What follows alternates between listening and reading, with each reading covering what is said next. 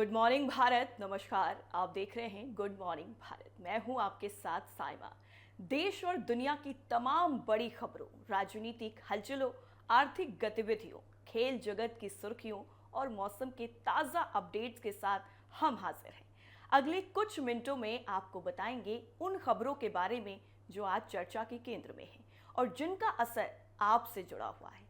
तो शुरुआत करते हैं सुबह की बड़ी और अहम खबरों के साथ। एक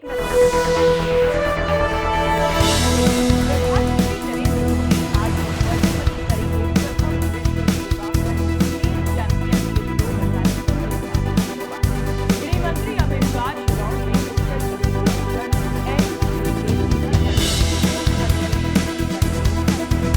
दीपा में दिखाएंगे भारत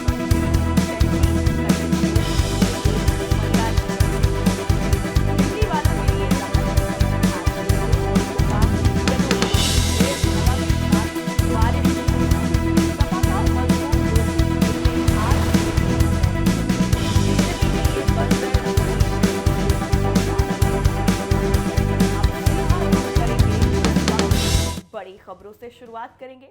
आज का दिन भारत के लिए बहुत ही गर्व, संस्कृति और वैश्विक नेतृत्व का एक ऐतिहासिक अवसर लेकर आया है।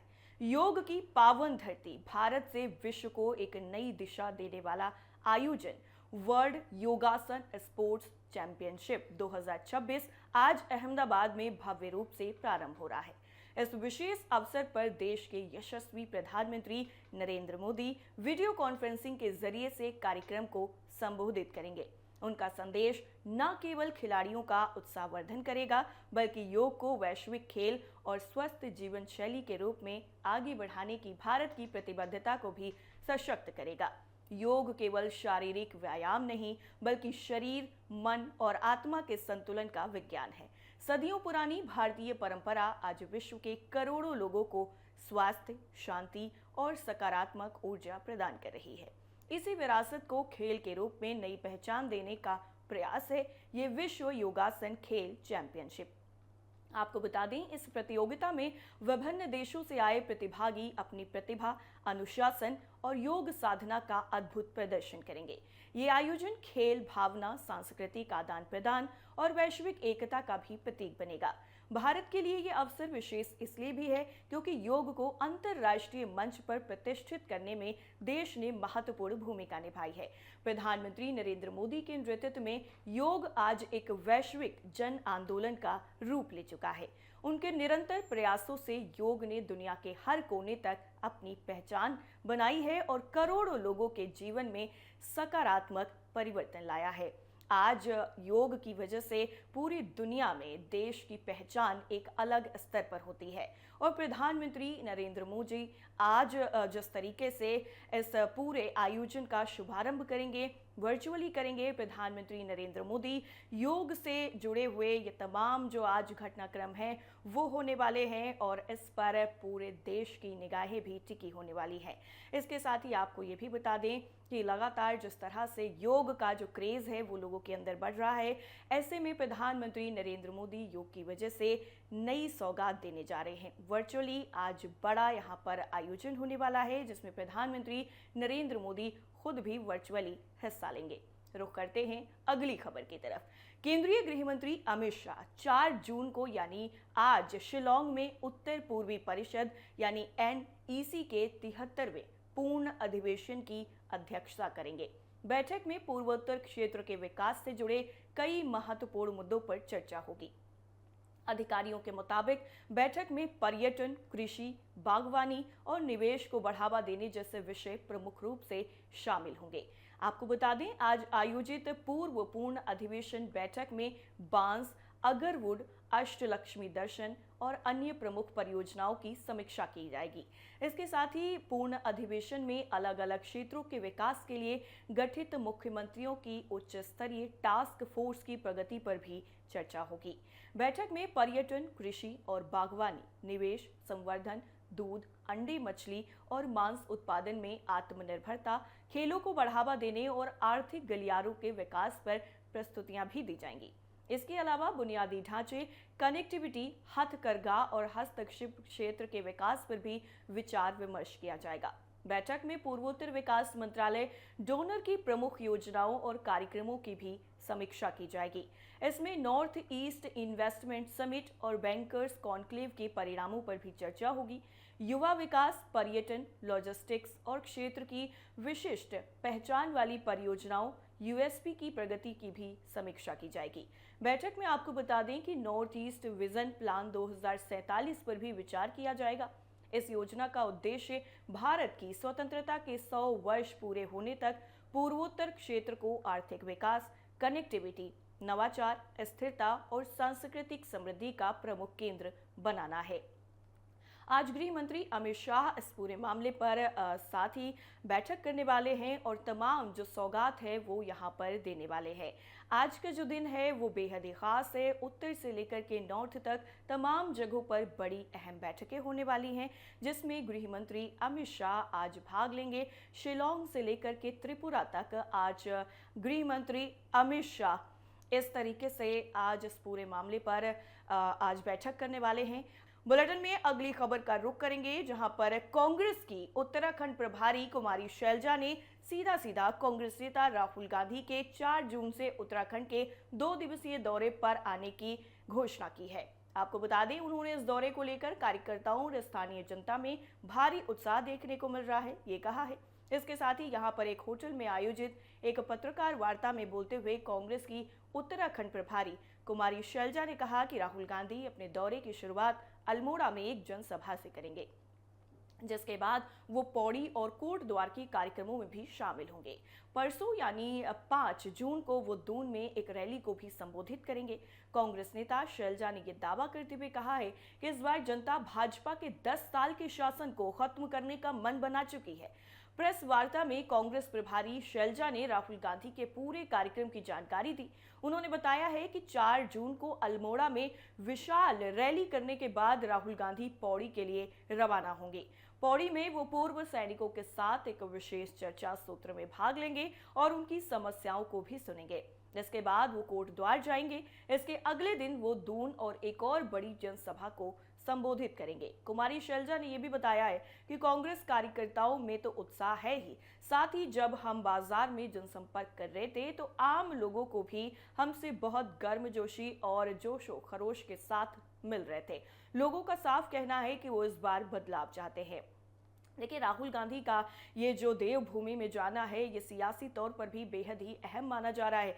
देवभूमि में राहुल गांधी सियासी जो जमीन है वो अपनी मजबूत करने के लिए यहाँ पर पहुंचेंगे और राहुल गांधी का उत्तराखंड में एक तरीके से शक्ति प्रदर्शन भी देखने को मिल सकता है। आज राहुल गांधी यहाँ पर एक रैली करेंगे, उसके बाद जनसभा को संबोधित करेंगे और उसके बाद तमाम तरीके के जो कार्यक्रम हैं उनमें हिस्सा लेंगे। यानी कुल मिलाकर के कांग्रेस जो है वो उत्तराखंड में अपनी खोई हुई जमीन वापस पाने के लिए किसी भी तरीके से अब प्रयास में कोई कमी नहीं रखना चाहती है। राहुल गांधी का ये जो दौरा है वो बेहद ही खास होने वाला है। राहुल गांधी लगातार राजनीति में इस वक्त सक्रिय हैं और अल्मोड़ा में राहुल गांधी हुंकार भरेंगे, जिससे उत्तराखंड की राजनीति पर भी खासा असर पड़ने के आसार नजर आ रहे हैं। देवभूमि में राहुल गांधी का जनसंपर्क अभियान भी चलेगा, जिसमें वो सीधा लोगों से जुड़ेंगे, सीधा लोगों से बातचीत करेंगे और उत्तराखंड से राहुल गांधी का ये जो शक्ति प्रदर्शन है वो आज देखने को मिलेगा। जिस तरह से राहुल गांधी अभी पिछले कुछ वक्त में एक्टिव नजर आए हैं, राजनीति में काफ़ी ज़्यादा उनके बयान वायरल होते हैं और वो अपनी पार्टी को और अपनी जो छवि है उसको और ज़्यादा मजबूत करने के लिए, क्योंकि देखिए राहुल गांधी जो है वो प्रधानमंत्री पद के भी दावेदार माने जाते हैं। ऐसे में उनका देवभूमि उत्तराखंड में जाना, वहाँ से सियासी जो ज़मीन है वो तलाशने की कोशिश करना आने वाले चुनाव में भी खासा असर डालेगा। अगली खबर का रुख करेंगे, जहां पर राष्ट्रीय राजधानी दिल्ली के मालवीय नगर में हुए अग्निकांड में 21 लोगों की मौत हो चुकी है और अब इस पूरे मामले में एक बड़ा एक्शन देखने को मिला है। इन 21 लोगों में से 12 विदेशी नागरिक हैं, लेकिन होटल के मालिक को गिरफ्तार कर लिया गया है। प्रधानमंत्री नरेंद्र मोदी से लेकर के दिल्ली की मुख्यमंत्री रेखा गुप्ता तक इस हादसे पर दुख जाहिर कर चुकी हैं, लेकिन अब इस पूरे मामले में जो बड़ा एक्शन हुआ है वो लिया गया है और होटल के मालिक को हिरासत में ले लिया गया है। अग्निकांड में 21 लोगों की मौत हो चुकी है और इन 21 लोगों में से आपको बता दें कि 12 विदेशी नागरिक हैं। लेकिन अब इस पूरे मामले में जिस तरह से एक्शन हुआ है, 21 जिंदगियां जब चली गई उसके बाद मालिक को गिरफ्तार किया गया है। देखिए, इस बीच में ये भी हम आपको जानकारी दे देते हैं कि जैसे ही ये घटना सामने आई है उसके बाद दिल्ली की रेखा गुप्ता सरकार लगातार एक्शन मोड में नजर आ रही है। इस बीच दिल्ली पुलिस ने होटल के मालिक लवकेश बजाज को तो गिरफ्तार कर लिया है। दिल्ली पुलिस फिलहाल लवकेश से पूछताछ कर रही है और ये इस पूरे मामले में बड़ा एक्शन देखने को मिला है। वहीं दूसरी तरफ दिल्ली सरकार ने इस मामले में मजिस्ट्रेट जांच के आदेश भी दे दिए हैं। 21 जिंदगियां इस लापरवाही ने खाई और अब उस पर जांच होगी। दिल्ली की मुख्यमंत्री रेखा गुप्ता के कार्यालय के मुताबिक दिल्ली अग्निकांड में मजिस्ट्रेट जांच के आदेश दे दिए गए हैं और संपत्ति के मालिक के खिलाफ एफआईआर दर्ज कर ली गई है। पूरे शहर में अवैध संपत्तियों, बिना इजाजत वाले गेस्ट हाउस और आग से सुरक्षा के नियमों और बिल्डिंग बाई लॉ का उल्लंघन करके चल रहे संस्थानों के खिलाफ सख्त कार्रवाई शुरू की जाएगी। दिल्ली में अब ये बड़ा जो अभियान है वो शुरू होगा। दिल्ली की सरकार यानी रेखा गुप्ता की सरकार ने ये सीधा ऐलान किया है और कहा है कि कोई भी अवैध तरीके से, क्योंकि परमिशन कुछ की ली जाती है, बन कुछ और जाता है और उसके बाद इस तरह की जो लापरवाही देखने को मिलती है ये किसी भी कीमत पर बर्दाश्त नहीं की जाएगी। लोगों की जिंदगी चली जाती है किसी एक की लापरवाही की वजह से, तो इसको किसी भी कीमत पर नहीं बर्दाश्त किया जाएगा। बड़ा एक्शन हुआ है, उसके बाद अब जो जांच की आंच है वो तमाम लोगों तक जाएगी, क्योंकि अब अवैध चीजों पर सीधा सीधा यहां पर एक्शन होगा और जांच के आदेश भी दे दिए गए हैं। ऐसी जगहों को सील कर दिया जाएगा जो पूरी तरह से अवैध हैं या फिर जिनकी परमिशन कुछ और ली गई है और वो बने कुछ है और हैं। कानून के मुताबिक उन पर मुकदमा भी चलाया जाएगा और इस दुखद घटना के लिए जो भी लोग जिम्मेदार हैं उन्हें जवाबदेह ठहराया जाएगा। आपको बता दें कि राजधानी दिल्ली के मालवीय नगर में गेस्ट हाउस में आग लगने की घटना के बाद में पटना पुलिस भी हालिया अग्निकांडों और सुरक्षा के मद्देनजर पटना और नालंदा जिले के समस्त यानी सारे होटल और गेस्ट हाउसों के लिए सामूहिक सत्यापन के निर्देश जारी कर दिए गए हैं।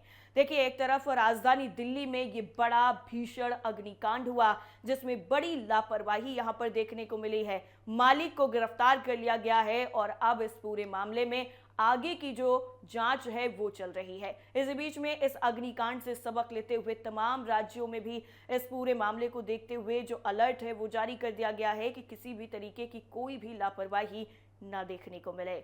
अगली खबर का रुख करेंगे, जहां पर पश्चिम बंगाल में तृणमूल कांग्रेस को पार्टी गठन के महज और महज 13 दिनों के बाद कुछ ऐसा देखने को मिला। देखिए, गठन 28 साल पहले भले ही हुआ हो टीएमसी का, लेकिन 13 दिनों के अंदर पार्टी पूरी तरीके से बिखर चुकी है। 28 साल बाद पहली बार टीएमसी को इतनी बड़े टूट का सामना करना पड़ रहा है। टीएमसी के 80 में 58 बागी विधायकों ने ममता बनर्जी की जगह ऋतुव्रत बनर्जी को विधायक दल का नेता चुन लिया है, जो अपने आप में ममता बनर्जी के अब अस्तित्व पर ही प्रश्न चिन्ह लगाता हुआ नजर आ रहा है। स्पीकर ने इस दावे को मंजूरी भी दे दी है। बगावत का पूरा खेल आपको बता दें कि 22 मई को दिल्ली के बंग भवन में टीएमसी विधायक ऋतुव्रत बनर्जी और मुख्यमंत्री शुभेंदु अधिकारी की मुलाकात से शुरू हुआ था। इस एक मुलाकात ने सिर्फ 13 दिनों में पार्टी को 2 हिस्सों में बांट दिया। टीएमसी के भीतर जारी राजनीतिक संकट के बीच में ममता बनर्जी के करीबी माने जाने वाले कई नेता सीएम शुभेंदु अधिकारी की प्रशासनिक समीक्षा बैठक में शामिल हुए। इनमें कोलकाता के मेयर फरहाद हकीम, कुणाल घोष, नैना बंदोपाध्याय और अशोक देव शामिल थे। इस घटनाक्रम ने पार्टी के भीतर चल रही खींचतान को और ज्यादा उजागर कर दिया है।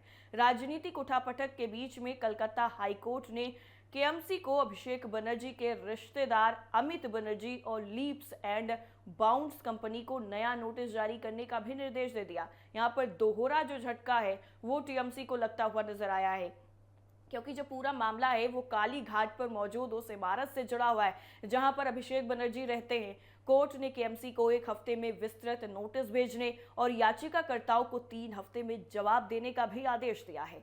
आपको बता दें कि अमित बनर्जी और लीप्स एंड बाउंड्स ने हाईकोर्ट में कहा था कि पहले जारी किए गए नोटिस अधूरे हैं और इनमें स्पष्ट जानकारी नहीं दी गई है। तृणमूल के 80 विधायकों में से 58 का गुट अलग है। इस हिसाब से ममता बनर्जी के पास सिर्फ और सिर्फ 22 विधायक बचे हैं। किसी भी गुट या पार्टी को सदन में विपक्षी दल के रूप में मान्यता के लिए कम से कम 10, 294 में से 30 विधायक होना जरूरी है और अभी की स्थिति में तकनीकी तौर पर ममता गुट को विपक्ष का दर्जा नहीं मिलेगा। उनका गुट विपक्ष की बेंचों पर तो बैठेगा, लेकिन विशेषाधिकार कम रहेंगे। असंतुष्ट खेमे की अगुवाई ऋतव्रत कर रहे हैं और दल बदल विरोधी कानून के तहत अयोग्यता से बचने के लिए अलग गुट को कम से कम 2/3 यानी 54 विधायकों का समर्थन चाहिए था। असंतुष्टों के पास 58 है, इसलिए इनके खिलाफ दल बदल विरोधी कानून लागू नहीं होगा। इन गुट में मालदा मुर्शिदाबाद के 17 मुस्लिम विधायक शामिल है। जिस तरह से पश्चिम बंगाल में ये राजनीतिक उथल पुथल मची है, ऐसे में ममता बनर्जी के सामने अब पार्टी को बचाने की ही जो बड़ी चुनौती है वो सीधे तौर पर नजर आ रही है। देखिए, 28 साल पहले बनी टीएमसी आज इस कगार पर पहुंच गई है कि उसके पास महज और महज 22 विधायकों का समर्थन है। ऐसे में अब ममता बनर्जी के सामने बहुत बड़ी चुनौती है, क्योंकि एक तरफ उन्हें खुद को मुख्य विपक्षी पार्टी भी बनाना है, दूसरी तरफ खुद की पार्टी बचानी है और तीसरी तरफ अपनी साख को भी बचाना है। ममता बनर्जी किस तरह से इस सिचुएशन को हैंडल करेंगी, इस पर पूरे देश की निगाहें टिकी हुई हैं। खबरों में आगे बढ़ते हैं, सीधा आपको लेकर के चलते हैं कर्नाटक, क्योंकि कर्नाटक को नया मुख्यमंत्री मिल चुका है। डीके शिवकुमार ने राज्य के सीएम पद की शपथ ले ली। इसके साथ ही कांग्रेस हाईकमान ने संगठन में एक बड़ा और अहम बदलाव किया है। इसके तहत बीके हरिप्रसाद को कर्नाटक प्रदेश कांग्रेस कमेटी का नया अध्यक्ष नियुक्त कर लिया गया है। इससे पहले यह जिम्मेदारी डीके शिवकुमार के पास थी, लेकिन अब कर्नाटक का सीएम बनने के बाद उनकी इस पद से विदाई हो गई है। पार्टी ने अपने लेटर में निवर्तमान पीसीसी अध्यक्ष डीके शिवकुमार संगठन में दिए गए योगदान की तारीफ भी की है। प्रदेश अध्यक्ष पद की जिम्मेदारी सौंपने के साथ ही कांग्रेस आला कमान ने राज्य में होने वाले विधान परिषद के द्विवार्षिक चुनाव के लिए भी अपनी कमर पूरी तरह से कस ली है। कांग्रेस अध्यक्ष मल्लिकार्जुन खड़गे ने विधायकों की तरफ से चुने जाने वाले इन विधान परिषद चुनावों के लिए 4 उम्मीदवारों के नामों के प्रस्ताव को भी मंजूरी दे दी है। पार्टी की तरफ से जारी प्रेस रिलीज के मुताबिक नए प्रदेश अध्यक्ष बीके हरिप्रसाद को संगठन की कमान देने के साथ साथ एक बार फिर से विधान परिषद चुनाव के लिए मैदान में उतारा गया है। आपको बता दें कि वो दोबारा एमएलसी पद के लिए कांग्रेस के उम्मीदवार बनाए गए हैं। कांग्रेस की तरफ से जिन 4 नेताओं को कर्नाटक विधान परिषद चुनाव का टिकट दिया गया है, उनमें बीके हरिप्रसाद, तिप्पन्नप्पा कमकनूर, पीवी मोहन और शिवन्ना मल्लवल्ली का नाम शामिल है। आपको बता दें कि कर्नाटक सरकार ने प्रशासनिक स्तर पर भी बड़ा फेरबदल किया है। सरकार ने मुख्यमंत्री कार्यकाल में नए वरिष्ठ आईएएस अधिकारियों को भी तैनात किया है। 1993 बैच के आईएएस तुषार गिरिनाथ को मुख्यमंत्री का अतिरिक्त मुख्य सचिव बनाया गया है, जो नगर विकास विभाग का प्रभार भी संभालते रहे हैं। इसके साथ ही 2008 बैच के आईएएस राजेंद्र चोलन पी को मुख्यमंत्री का सचिव नियुक्त किया गया है। इसके साथ ही राजेंद्र चोलन को कर्नाटक पावर कॉर्पोरेशन लिमिटेड यानी केपीसीएल के प्रबंध निदेशक का अतिरिक्त भार भी सौंपा गया है। आपको बता दें कि कर्नाटक की राजनीति में काफी जो फेरबदल है वो देखने को मिला है। मुख्यमंत्री अब बन चुके हैं डीके शिवकुमार। इसके साथ ही बीके हरिप्रसाद के हाथों में अब कमान सौंप दी गई है। अब जिस तरह से कर्नाटक की राजनीति अलग अलग तरीके से नए मोड़ ले रही है, ऐसे में अब सभी की निगाहें मेन नेतृत्व पर टिकी हुई है। डीके शिवकुमार किस तरह से अब नई पारी का आगाज करने वाले हैं, किस तरह से वो अब नए बदलाव करने वाले हैं, इस पर अब सभी की निगाहें टिकी हुई हैं।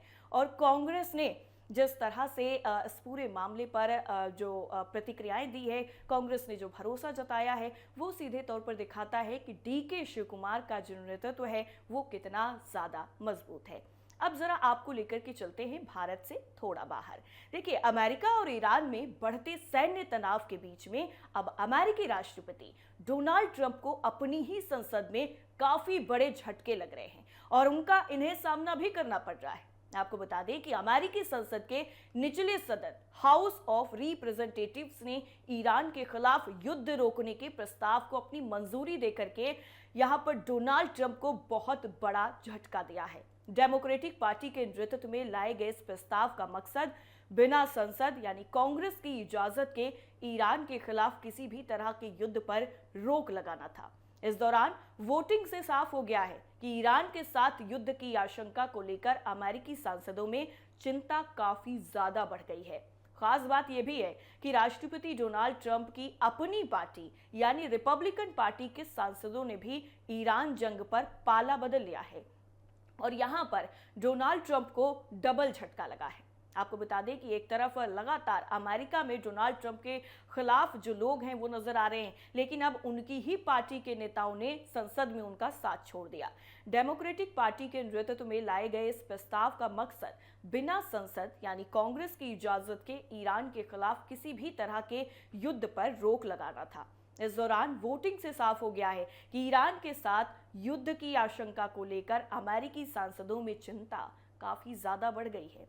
और इस पूरे मामले में खास बात यह है कि राष्ट्रपति डोनाल्ड ट्रंप की अपनी पार्टी यानी रिपब्लिकन पार्टी के सांसदों ने भी ईरान जंग पर पूरी तरह से 360 डिग्री टर्न ले लिया है। उन्होंने अपना पाला बदल लिया है। सदन में वॉर पावर्स रेजोल्यूशन पर कड़ा मुकाबला देखने को मिला। प्रस्ताव के पक्ष में 215 वोट पड़े, जबकि इसके विरोध में 208 सांसदों ने मतदान किया।